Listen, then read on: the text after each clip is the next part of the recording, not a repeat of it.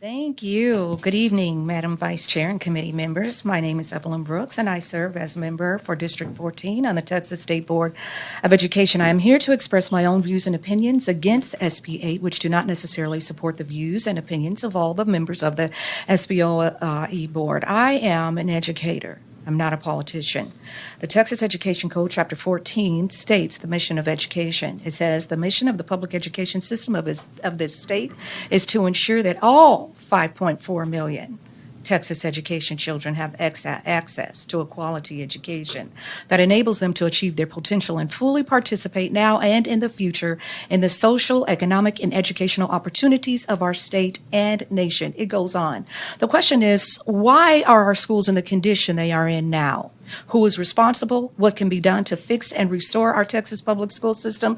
Because while 60,000 students will benefit from receiving $8,000 to attend the private school of their choice, there's still 5,340,000 students left behind in our public school system. How will we fix and restore our Texas public school system? Is a public-private partnership the only solution we have?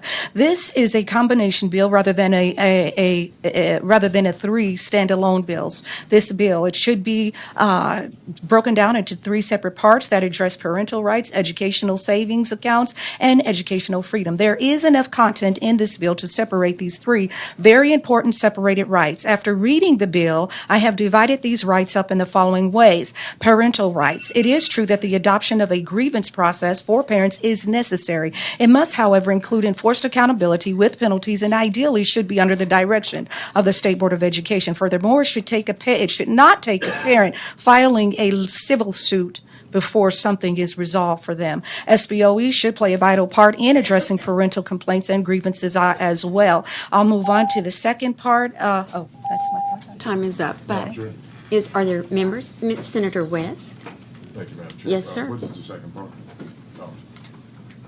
What is the second part? Second part is I go into the ESA. So in district students and projected students moving into the district should have first choice access to their in-district community schools before students outside of the districts are allowed to transfer into their district. The bill permits a regional education service center or a private educational service center or service provider approved by the agency to conduct and review for each school district. There is enforced accountability for money following the child that could conflict with a private school existing accreditation requirements, and how will this be handled for homeschool students? What financial provision is in place to ensure that public schools will not be negatively impacted when the average daily attendance declines in a district? Who selects the Certified Educational Assistance Organization? What is the criteria? Are they elected or appointed? This is an entirely new governing body that supports the administration of the program. So how does this align with homeschool students? How do you recognize homeschools? Currently, they are defined as private schools,